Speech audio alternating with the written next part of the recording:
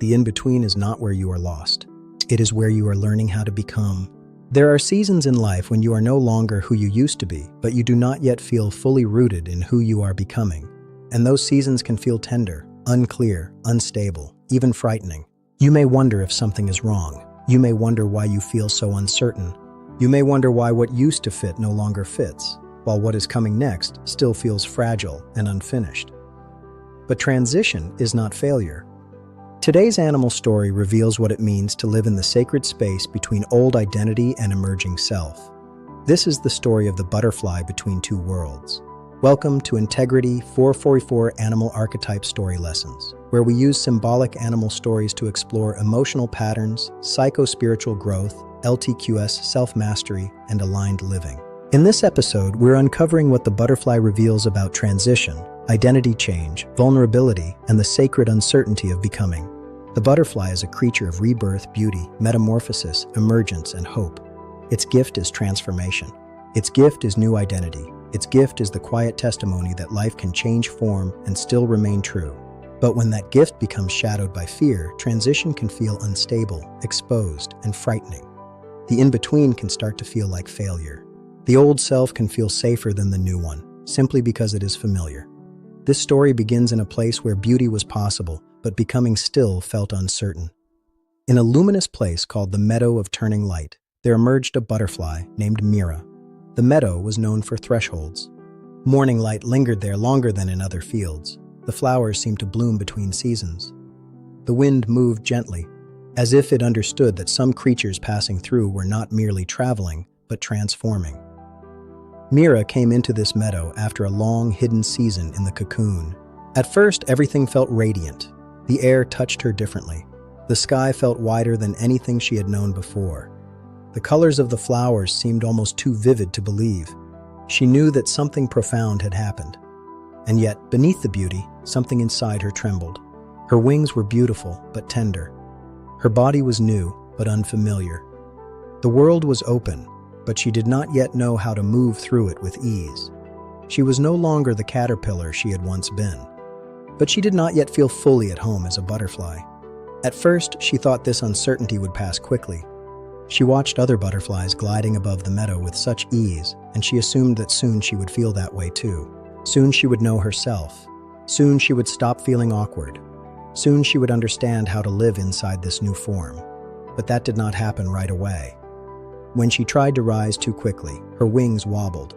When the wind touched her, she felt exposed. When she rested, she felt restless, as though something in her expected her to already be farther along. And beneath all of that, a quiet grief began to surface. She remembered the old life. Not because she wanted to go back exactly, but because the old self had been known. As a caterpillar, life had been limited, yes, but familiar. She knew how to move. She knew what was expected. She knew the shape of her days. Even the boundaries of that life felt more stable than the freedom now before her. This new life was beautiful, but it was also uncertain.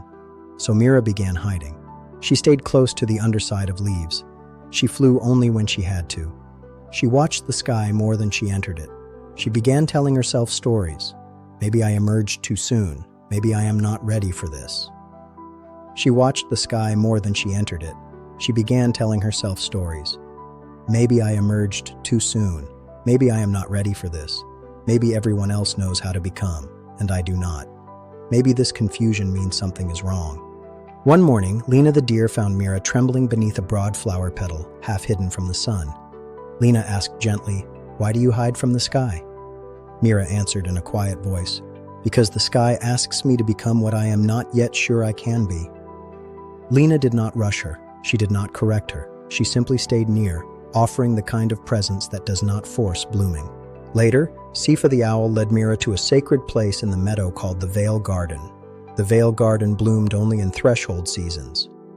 Dew gathered there in unusual ways, and the elders said that those who entered it during times of change would see both what they were leaving and what they were becoming.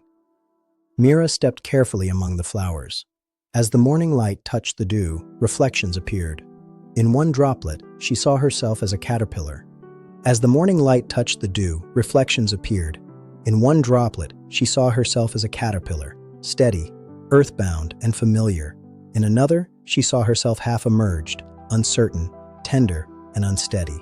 In another, she saw a butterfly rising in full flight, not because she had rushed, but because she had stayed long enough to let the new self strengthen. Mira stood very still.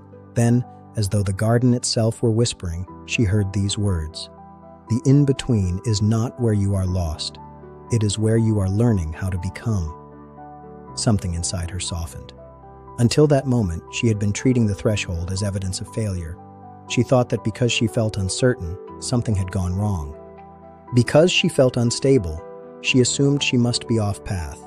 But now she saw something different. The tenderness was not failure. The uncertainty was not failure. The awkwardness was not failure. The grief was not failure. It was transition, and transition had its own intelligence. That truth did not erase her fear immediately, but it changed what the fear meant.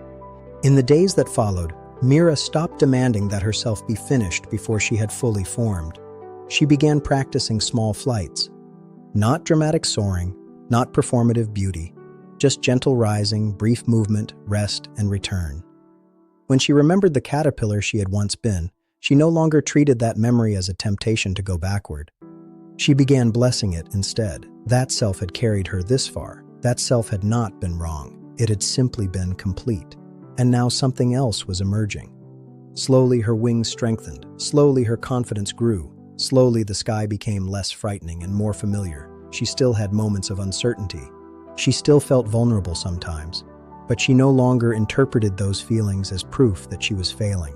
She understood now that becoming is not instant.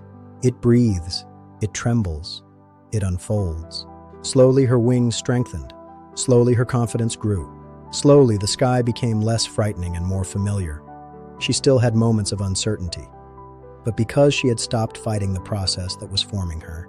And from that season on, the meadow of turning light remembered her not simply as beautiful, but as brave. Because Mira discovered what many changing hearts must eventually learn. The in-between is not where you disappear, it is where you learn how to live inside what is emerging. This story is not only about a butterfly, it is about what happens in us when an old identity has ended, but the new one has not yet fully stabilized. The butterfly represents the part of the human being that is changing, emerging, and becoming. This part is not weak, it is sacred. It is the part of us that enters new seasons.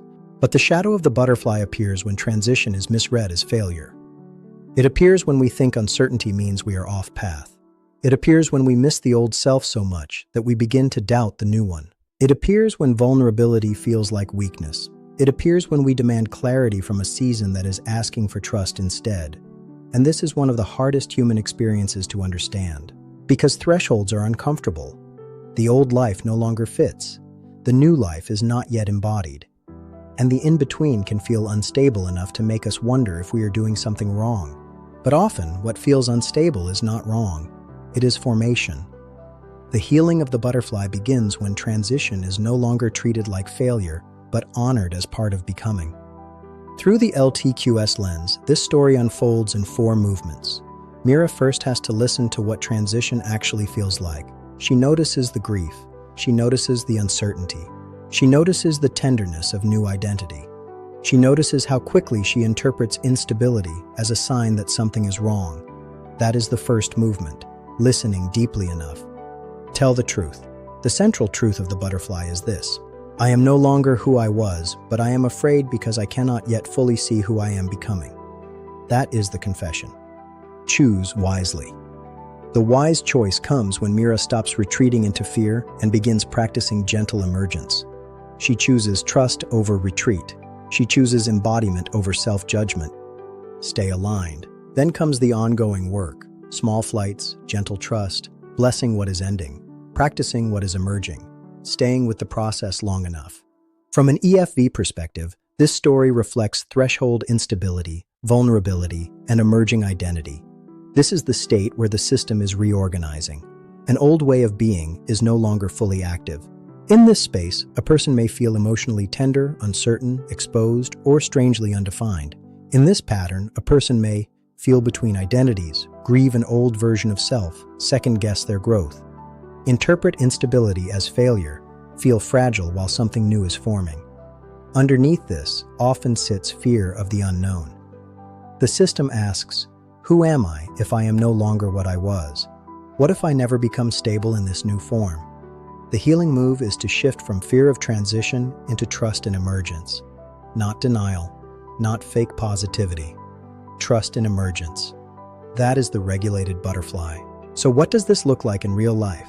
It may look like leaving an old relationship, role, identity, ministry, career, or self-concept, and not yet knowing who you are on the other side.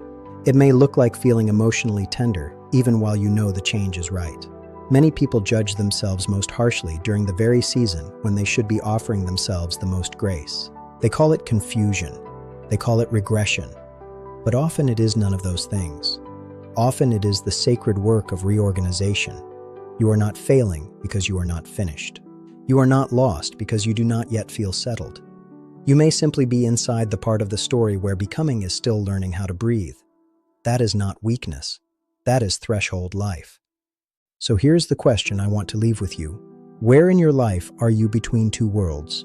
And underneath that, what would change if you stopped calling this season failure and began honoring it as formation? Let this be your declaration. I trust the sacred process of becoming. Again, I trust the sacred process of becoming. And one more time, slowly. I trust the sacred process of becoming. If this story spoke to you, share in the comments what stood out most. And after this video, I want to ask you to sit quietly and name the transition you are in, not the transition you finished, the one you are in now. So I want to ask you directly, where in your life are you between two worlds? Write it down, sit with it, and instead of judging this season, try honoring it. If this work is helping you, I want to share 2 ways to go deeper with me. My book, Outsmarting the Narcissist, Psychological Edition, is available now on Amazon. And if you are ready for deeper guided support, visit integrity440ltqs.com to explore my courses. Foundation of Emotional Intelligence and Self-Mastery and Sovereignty After Narcissistic Separation and Recovery. These resources are here to help you move from confusion into clarity, from fragmentation into self-mastery, and from survival into truth and sovereignty.